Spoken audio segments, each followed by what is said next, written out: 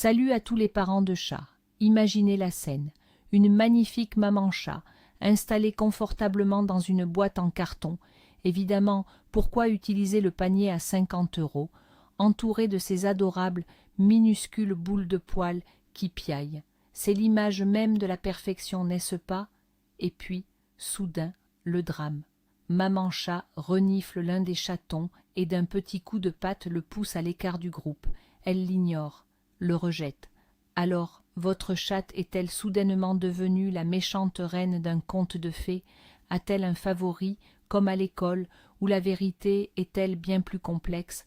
Aujourd'hui, on enfile nos blouses de zoopsychologues amateurs, on déconstruit le mythe de la mère indigne et on plonge dans la tête de nos reines à fourrure pour comprendre l'incompréhensible. Et avant de commencer, dites-nous en commentaire le nom de la maman chat la plus courageuse que vous connaissez. Allez, c'est parti! Avant de juger nos matous avec nos gros cœurs d'humains, faisons un petit retour en arrière. Genre quelques milliers d'années en arrière. Le chat n'est pas un petit humain poilu qui a oublié de payer son loyer. C'est un prédateur, un chasseur, une machine à survie perfectionnée par l'évolution. Sa mission principale sur Terre, selon son ADN, n'est pas de faire des câlins ou de faire tomber des objets de l'étagère à 3 heures du matin. Non, sa mission, c'est d'assurer la pérennité de ses gènes. Et pour Mère Nature, la pérennité, ce n'est pas un concours de popularité. C'est une question de statistique et d'efficacité. Pour une chatte, la maternité n'est pas guidée par des émotions complexes comme l'amour inconditionnel tel que nous le concevons, mais par un instinct de survie brutal et incroyablement pragmatique. Son cerveau est programmé pour prendre les décisions qui maximisent les chances de survie du plus grand nombre de chatons, les plus forts. C'est un peu comme si elle jouait à The Hunger Games version chaton dans votre salon. Cruel pour nous, oui. Logique, pour elle, absolument. Alors, entrons dans le vif du sujet.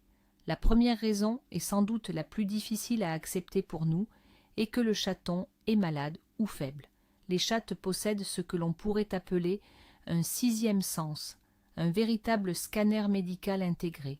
Elles peuvent détecter des anomalies, des infections ou des faiblesses que nos yeux d'humains sont totalement incapables de percevoir. Un chaton peut nous sembler parfaitement normal, mais la mère, elle, sent que quelque chose ne va pas. Peut-être que sa température est légèrement anormale, que son réflexe de succion est un peu faible, ou qu'il présente une malformation congénitale invisible. Dans la nature, un chaton faible est une proie facile et un fardeau pour le reste de la portée. La mère, en l'isolant, suit une logique implacable. Elle concentre ses ressources limitées, son lait, sa chaleur, son attention, sur les chatons qui ont les meilleures chances de survivre et de devenir des adultes forts. C'est une forme de triage naturel, un calcul instinctif qui, bien que déchirant pour nous, a assuré la survie de l'espèce féline depuis des millénaires. Elle n'est pas sans cœur, elle est programmée pour l'efficacité.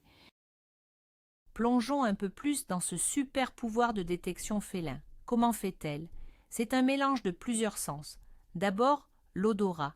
Un chaton malade ou ayant un problème métabolique peut émettre une odeur subtilement différente, imperceptible pour notre nez, mais qui pour elle est un signal d'alarme. Ensuite, il y a le toucher et le comportement. En léchant ses petits, elle ne fait pas que les nettoyer. Elle stimule leur circulation, leur digestion, et elle évalue leur tonus musculaire, leur température corporelle, leur réactivité.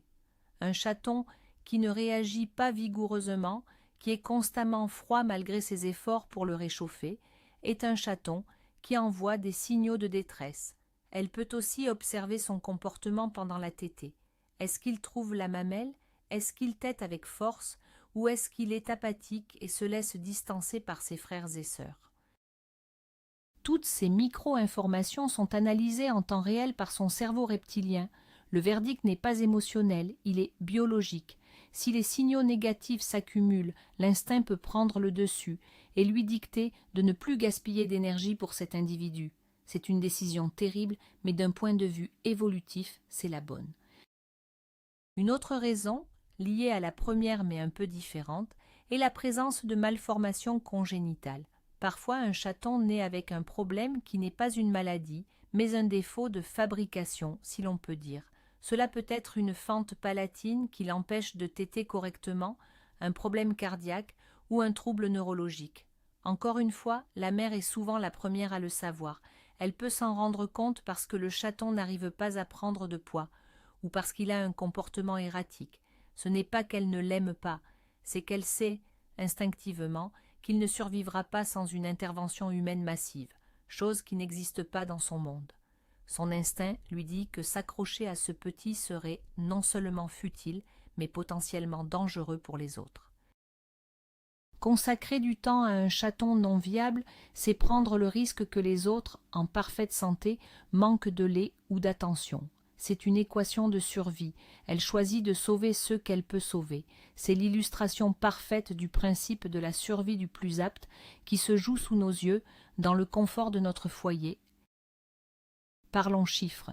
Parfois, le problème n'est pas la qualité des chatons, mais leur quantité.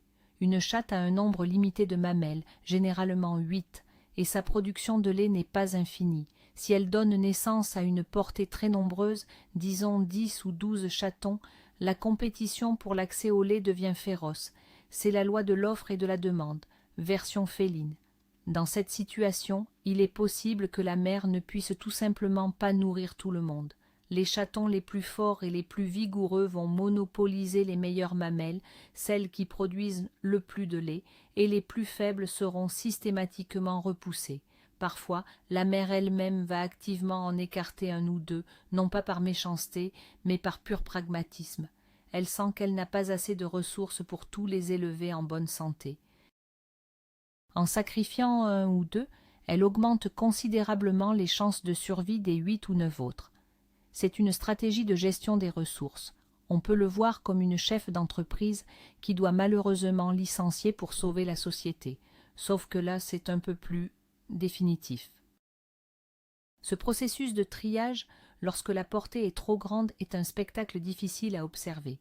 La mère ne choisit pas au hasard. Elle va instinctivement favoriser les chatons les plus robustes, ceux qui crient le plus fort, qui rampent avec le plus d'énergie, qui tètent avec le plus de vigueur. C'est une compétition dès les premières heures de vie. Le plus petit, le avorton ou runt en anglais, est souvent celui qui a le plus de mal. Il est bousculé, il n'arrive pas à se faire une place, et il reçoit moins de colostrum, ce premier lait si riche en anticorps. Sans cette immunité de départ, il devient encore plus vulnérable. La mère peut alors commencer à l'ignorer. Elle ne le léchera plus, ne le réchauffera plus. En l'isolant du nid douillet, elle le condamne indirectement. Pour nous, c'est une injustice terrible. On a envie de prendre le petit, de le défendre. Mais pour la chatte, c'est la seule façon de garantir que le reste de sa progéniture ait une chance de grandir. C'est un rappel brutal que la nature n'est pas un conte de fées, mais un environnement où chaque calorie et chaque minute comptent. Maintenant, tournons la caméra vers la maman. Parfois, le problème ne vient pas du chaton, mais d'elle. Une des causes médicales fréquentes de rejet est la mamite, ou mastite. C'est une infection douloureuse des glandes mammaires. Imaginez que chaque fois qu'un chaton essaie de téter, vous ressentiez une douleur aiguë, brûlante. C'est ce qui arrive à une chatte atteinte de mamite. Les mamelles deviennent dures, rouges, chaudes et extrêmement sensibles. Le réflexe naturel de la chatte est alors de repousser la source de la douleur, c'est-à-dire les chatons. Elle ne comprend pas que ce sont ses bébés qui ont besoin de manger. Tout ce qu'elle ressent, c'est une souffrance intense. Elle peut devenir agressive, grogner, feuler et repousser violemment toute tentative de téter. Dans ce cas, ce n'est pas un rejet sélectif d'un seul chaton, mais souvent un rejet de toute la portée. C'est une urgence vétérinaire absolue, car non seulement les chatons ne sont plus nourris, mais la mère souffre et son état peut s'aggraver rapidement. C'est un cas où notre intervention est cruciale. En dehors de la mamite, d'autres problèmes de santé peuvent affecter la capacité d'une chatte à s'occuper de ses petits. Une mise bas difficile et épuisante peut la laisser sans aucune énergie. Elle peut avoir une infection de l'utérus, comme une métrite, qui la rend fiévreuse, léthargique et totalement désintéressée de ses devoirs maternels. Elle peut aussi souffrir de complications post-partum comme l'éclampsie, une chute dangereuse du taux de calcium dans le sang due à la lactation, qui peut provoquer des tremblements, des convulsions et un comportement anormal. Dans tous ces scénarios, la chatte n'est tout simplement pas en état, physiquement ou mentalement, de s'occuper d'une portée. Son instinct de survie personnelle prend le pas sur son instinct maternel, elle est trop malade pour jouer son rôle. C'est pourquoi un suivi vétérinaire après la mise bas est si important. On pense souvent au chaton, mais la santé de la mère est la pierre angulaire de la survie de toute la famille. Une maman en bonne santé est la meilleure garantie pour des chatons en bonne santé. Passons à un facteur plus psychologique, le stress. Une maman-chat, pour être une bonne maman, a besoin d'un environnement calme, sécurisé et prévisible. Elle vient de vivre l'un des événements les plus intenses et vulnérables de sa vie. Si son environnement est source de stress, son instinct maternel peut être complètement court-circuité. Qu'est-ce qui peut stresser une jeune mère? Presque tout. Trop de bruit, trop de passages, des enfants qui crient, un autre animal de compagnie trop curieux. Oui, on te voit, le chien de la famille. Ou même un propriétaire trop interventionniste qui veut constamment manipuler les chatons. Dans un état de stress élevé, la chatte passe en mode danger imminent. Son cerveau lui crie de protéger sa propre vie avant tout. Cela peut se manifester de plusieurs façons. Elle peut déplacer constamment ses chatons, essayant de trouver un endroit plus sûr, au risque de les épuiser. Ou, dans les cas extrêmes, elle peut abandonner complètement la portée, considérant que la situation est trop dangereuse pour essayer de les élever. C'est un mécanisme de défense. Pour aider une jeune maman, il faut lui créer une véritable forteresse de tranquillité. Préparez-lui une nursery dans une pièce calme, à l'écart de l'agitation de la maison. Une grande boîte en carton avec des couvertures propres et souvent parfaites. Assurez-vous que la pièce est chaude, car les nouveau-nés ne régulent pas leur température. Limitez les visites au strict minimum. Seule la personne en qui elle a le plus confiance devrait s'approcher. Parlez-lui doucement, approchez-vous lentement. Mettez sa nourriture, son eau et sa litière à proximité pour qu'elle n'ait pas à laisser ses petits seuls trop longtemps. Évitez les bruits forts, comme l'aspirateur ou la musique à fond. En gros, transformez une partie de votre maison en spa pour chatter ses bébés. Moins elle aura de raisons de s'inquiéter pour sa sécurité, plus elle pourra se consacrer à 100% à son rôle de mère. Un environnement serein est la clé d'un instinct maternel épanoui. Pensez-y, vous n'aimeriez pas accoucher au milieu d'une gare, n'est-ce pas? Pour elle, c'est pareil. Voici une cause de rejet très connue, mais parfois mal comprise, l'odeur du chaton. L'odorat est le sens le plus important pour une chatte qui s'occupe de ses petits. C'est comme ça qu'elle les reconnaît. Chaque portée a une odeur de nid unique, un mélange de l'odeur de la mère et des chatons. Si un chaton est retiré du nid et manipulé par des humains, surtout par des personnes qu'elle ne connaît pas, il peut revenir avec une odeur étrangère. Cette nouvelle odeur peut perturber la mère. Dans son esprit, ce n'est plus son chaton, il sent l'intrus. Cette confusion peut la pousser à le rejeter. C'est pour cette raison qu'on conseille toujours de minimiser les manipulations des chatons pendant les premières semaines. Si vous devez absolument en manipuler un, par exemple pour le peser, essayez de le faire rapidement et, si possible, frottez-vous les mains avec une couverture du nid avant et après pour transférer l'odeur familière. Heureusement, la plupart des chattes domestiques, habituées à l'odeur de leurs humains, sont assez tolérantes. Mais avec une chatte plus craintive ou sauvage, ce risque est bien réel. Le mythe du « il ne faut jamais toucher les bébés » est donc en partie vrai, mais il faut le nuancer. Si vous êtes le propriétaire adoré de la chatte, qu'elle vous fait une confiance aveugle, votre odeur fait partie de son environnement sécurisant. La manipuler avec douceur et pour de bonnes raisons, vérifier sa santé, le peser pour suivre sa croissance, ne posera généralement pas de problème. Le danger vient surtout des odeurs inconnues et fortes. Par exemple, si vous venez de cuisiner avec de l'ail, de vous parfumer ou de caresser un autre animal, ces odeurs puissantes peuvent masquer celles du chaton et créer la confusion. La règle d'or est la modération et l'observation. Observez la réaction de la mère. Si elle semble anxieuse, si elle grogne quand vous approchez, laissez-la tranquille. Sa paix est plus importante que votre envie de faire des câlins aux mini-boules de poils.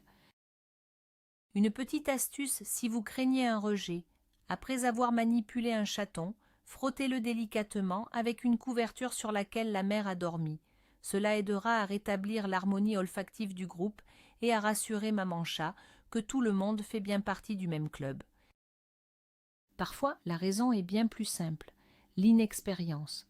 Une chatte qui a sa toute première portée, surtout si elle est très jeune, peut être complètement dépassée par les événements. Elle n'a pas de livre « La maternité pour les nuls ». Elle doit se fier à son instinct, mais celui-ci n'est pas toujours parfaitement au point du premier coup.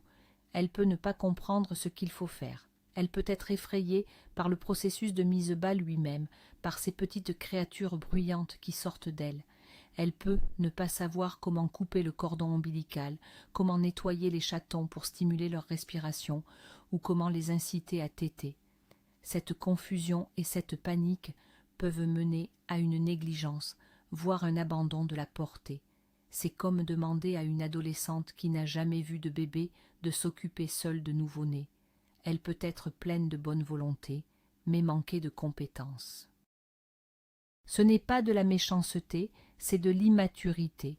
Dans ces cas-là, un soutien humain doux et discret peut être nécessaire pour la guider et l'aider à prendre ses marques. Cette inexpérience peut se manifester de manière très étrange. Une jeune mère peut paniquer et transporter ses chatons un par un dans toute la maison sans jamais se décider sur un endroit. Elle peut s'allonger sur eux, maladroitement, ou ne pas comprendre qu'elle doit rester avec eux pour les garder au chaud. Elle peut même sembler complètement indifférente, comme si elle ne réalisait pas que ces petites choses sont les siennes. C'est souvent temporaire. L'ocytocine, l'hormone de l'attachement, met parfois un peu de temps à faire effet. Il ne faut pas la juger trop vite. Il faut lui donner de l'espace, de la sécurité et observer. Parfois, il suffit de placer délicatement un chaton près de ses mamelles pour que le déclic se fasse.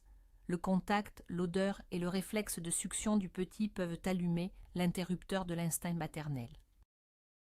Avec un peu de temps et de patience, la plupart des jeunes mères finissent par comprendre leur rôle et deviennent d'excellentes mamans.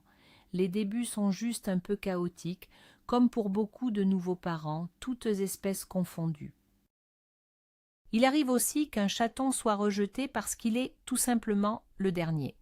Pas le dernier né, mais le dernier qui reste. Imaginons qu'une portée ait subi des pertes à cause d'une maladie. S'il ne reste plus qu'un seul survivant, la stimulation pour la mère de produire du lait diminue drastiquement. La tétée d'un seul chaton n'est parfois pas suffisante pour maintenir la lactation. L'instinct de la mère peut alors lui dire que l'investissement n'en vaut plus la peine. Son corps commence à se préparer à arrêter la production de lait et son comportement maternel s'estompe avec. Elle peut commencer à délaisser ce dernier petit, non pas parce qu'il a un problème, mais parce que le projet de portée est biologiquement considéré comme un échec. C'est un mécanisme cruel mais logique. Son corps cherche à préserver ses ressources pour une future portée qui aura peut-être plus de chances de succès. Dans ce cas précis, le chaton unique a de meilleures chances de survie s'il est pris en charge et biberonné par un humain.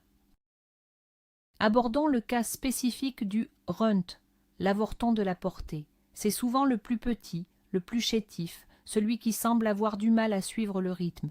Est-il systématiquement condamné à être rejeté? Pas forcément. Contrairement à la croyance populaire, être le plus petit n'est pas une sentence de mort automatique. Certaines mères chattes vont au contraire lui porter une attention particulière, comme pour compenser sa faiblesse. Cependant, dans une grande portée où la compétition est rude, il est vrai que le runt a plus de risques. Il est souvent le dernier à arriver aux mamelles et doit se contenter de celles qui sont moins productives. Il dépense plus d'énergie que les autres pour obtenir moins de nourriture, ce qui peut créer un cercle vicieux. Si son retard de croissance devient trop important, si sa température baisse, alors oui, il risque de déclencher le mécanisme de rejet de sa mère que nous avons déjà décrit. Mais beaucoup de runts, avec un petit coup de pouce humain, un biberon de complément par exemple, ou simplement grâce à une détermination féroce, s'en sortent et deviennent des chats magnifiques et en pleine santé. Parfois, les plus petits sont les plus grands combattants.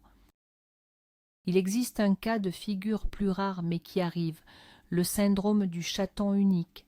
Quand une chatte ne donne naissance qu'à un seul et unique chaton, on pourrait penser qu'il sera traité comme un roi, mais parfois c'est l'inverse qui se produit. Le processus hormonal complet de la maternité est parfois mal déclenché par une mise bas aussi courte. Surtout, la stimulation des mamelles par un seul petit est très faible. La production de lait peut être insuffisante et l'instinct maternel peut ne pas s'activer pleinement. La chatte peut sembler désorientée, ne pas savoir quoi faire de ce petit être solitaire.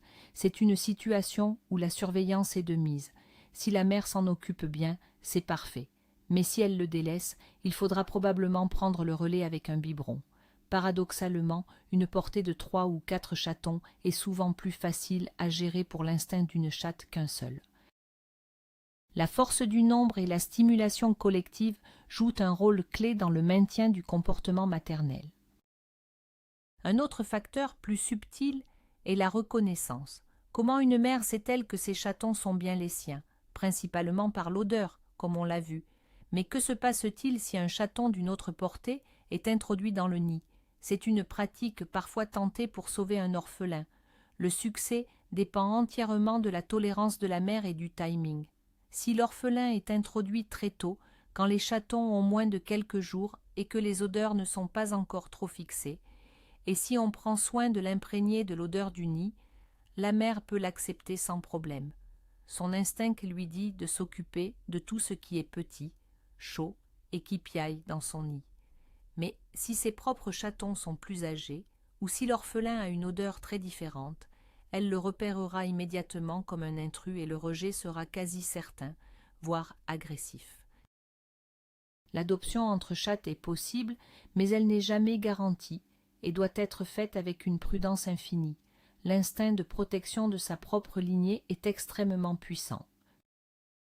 Alors, que faire concrètement si vous êtes témoin d'une scène de rejet? La première règle est « ne paniquez pas ». Observez d'abord. Est-ce un rejet passager ou systématique? Parfois, une mère écarte un chaton le temps de faire sa toilette, puis le ramène. Mais si vous voyez qu'un chaton est constamment mis à l'écart, qu'il est froid au toucher et qu'il pleure sans que la mère ne réagisse, il est temps d'agir. La première urgence est le réchauffement. Un chaton nouveau-né ne peut pas survivre s'il a froid.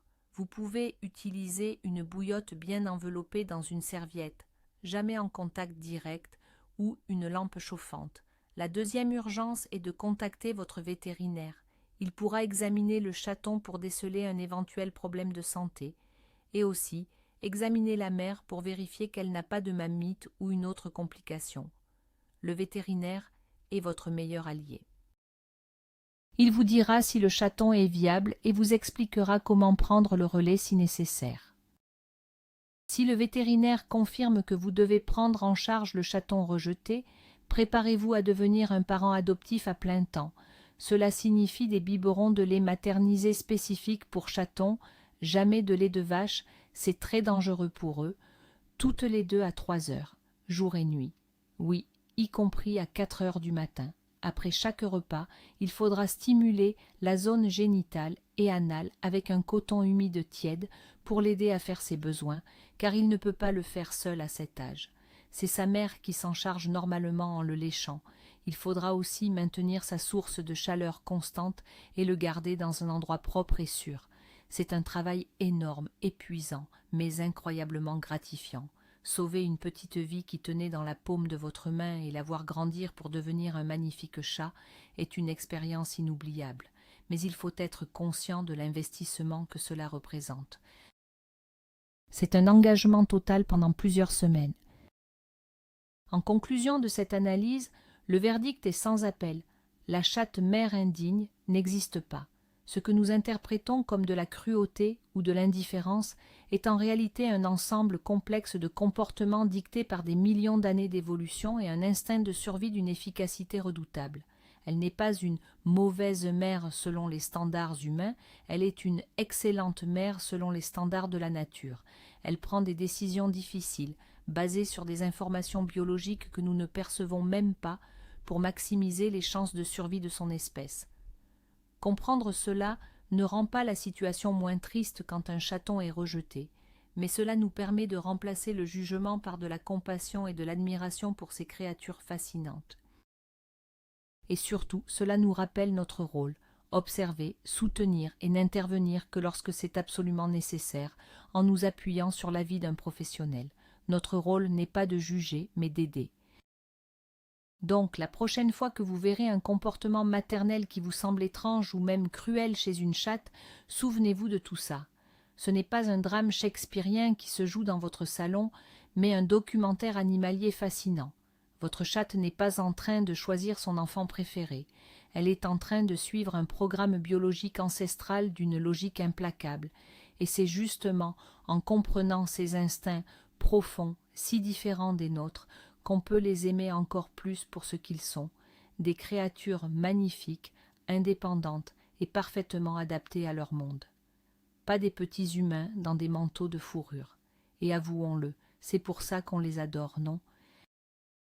Si vous avez appris quelque chose sur votre reine à fourrure aujourd'hui, mettez un gros pouce bleu, abonnez-vous pour ne pas manquer nos prochaines explorations de la psyché féline et partagez cette vidéo avec un autre parent de chat qui se pose des questions. Et pour finir, la question du jour. Quelle est la chose la plus surprenante ou la plus touchante que vous ayez vu faire à une maman chat avec ses petits? Racontez-nous vos histoires dans les commentaires. À très bientôt.